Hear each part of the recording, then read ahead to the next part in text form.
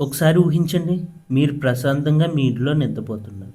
అదే సమయంలో అకస్మాత్తుగా భూమి కంపించడం ప్రారంభమవుతే, దూరంలో ఉన్న ఒక పర్వతం మంటలు కక్కడం మొదలుపెడితే, సముద్రం ఒక్కసారిగా వెనక్కి వెళ్ళి కొన్ని నిమిషాల్లోనే వందల అడుగుల ఎత్తైన అలగా తిరిగి వస్తే, ఇది హాలీవుడ్ సినిమా కాదు. మన భూమిపై నిజంగా ఉన్న ప్రమాదాలు.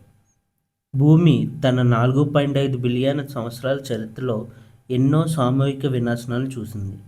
డైనోసార్ల అంతం నుండి మహా అగ్నిపర్వత విస్ఫోటనాల వరకు ప్రకృతి తన శక్తిని ఎన్నోసార్లు చూపించింది. ఈరోజు మనం ప్రపంచాన్ని పూర్తిగా అంతం చేయలేకపోయినా ఆధునిక నాగరికతను తీవ్రంగా దెబ్బతీయగల 5 సహజ ప్రమాదాల గురించి లోతుగా తెలుసుకుందాం. మొదటిది ఇటలీ యొక్క రహస్య సూపర్ వాల్కనో. ఇటలీలోని నాపుల్స్ నగరానికి సమీపంలో ఉన్న క్యాంపీ ఫ్లేగే అనే ప్రాంతం బయట నుంచి చూస్తే సాధారణ నగరంలా కనిపిస్తుంది.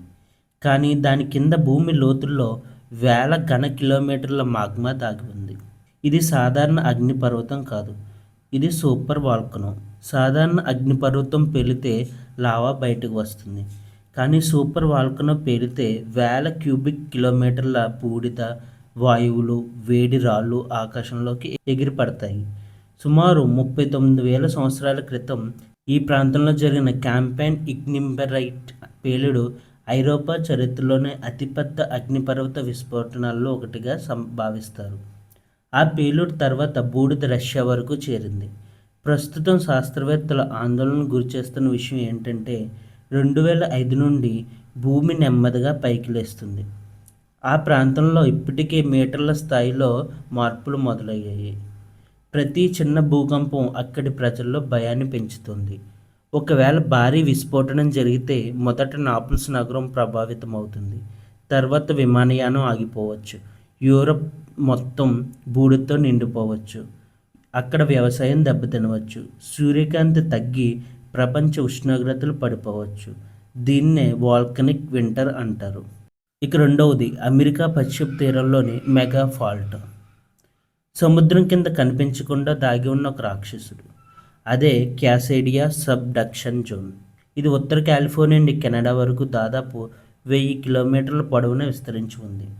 ఇక్కడ 2 భారీ టెక్టానిక్ ప్లేట్లు ఒకదానిపై మరొకటి నెమ్మదిగా జారుతున్నాయి. సంవత్సరానికి కొన్ని సెంటీమీటర్లే కదిలినా శతాబ్దాల పాటు ఆ శక్తి నిల్వ అవుతుంది. గతంలో 1700వ సంవత్సరం జనవరి 26న ఇక్కడ భారీ భూకంపం సంభవించింది. ఆ సమయంలో అమెరికాలో రికార్డులు లేవు.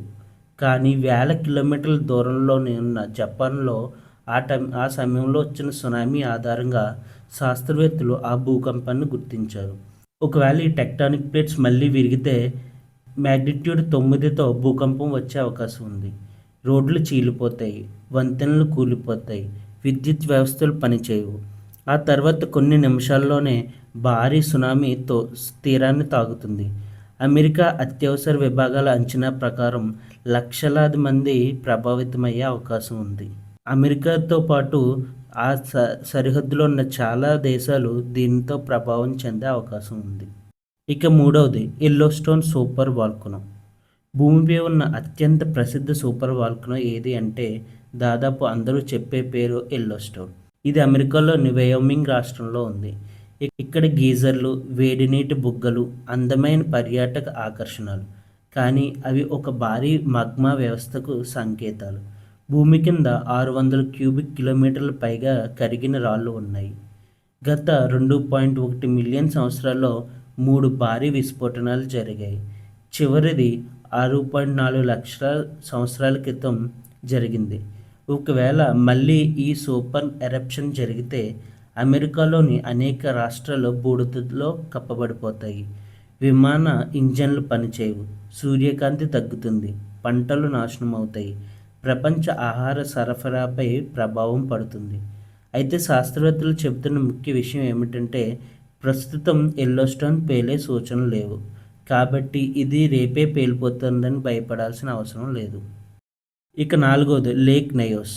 1986 ఆగస్టు 21. కెమరూన్ దేశంలో గ్రామాలు ప్రశాంతంగా నిద్రలో ఉన్నాయి.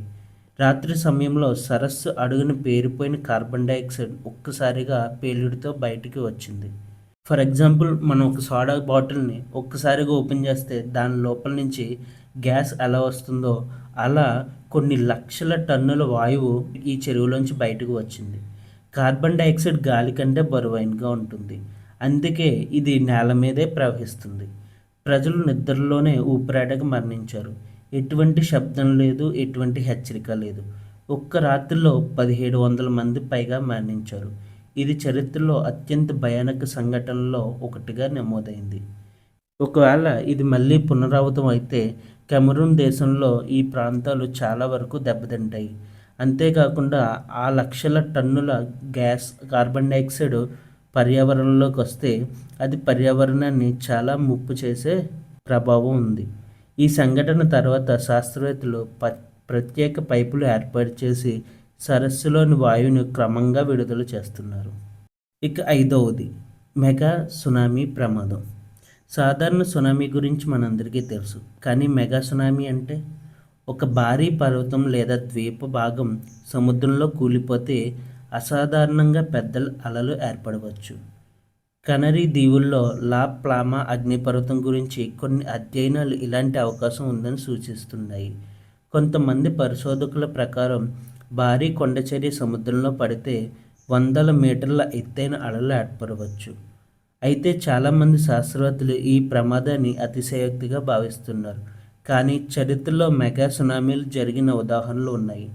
1958లో అలస్కాలోని లిటియా బేలో 524 మీటర్ల ఎత్తైన అల నమోదైంది. ఇది ఎవ్వరూ ఊహించని స్థాయి. అందుకే మెగా సునామీ అనే భావన ఇప్పటికీ శాస్త్రవేత్తలను ఆసక్తికర అంశంగా ఉంది. ప్రకృతి మనకు శత్రువు కాదు, కానీ అది ఎంత శక్తివంతమైనదో మనకి ఎప్పటికప్పుడు గుర్తు చేస్తుంది.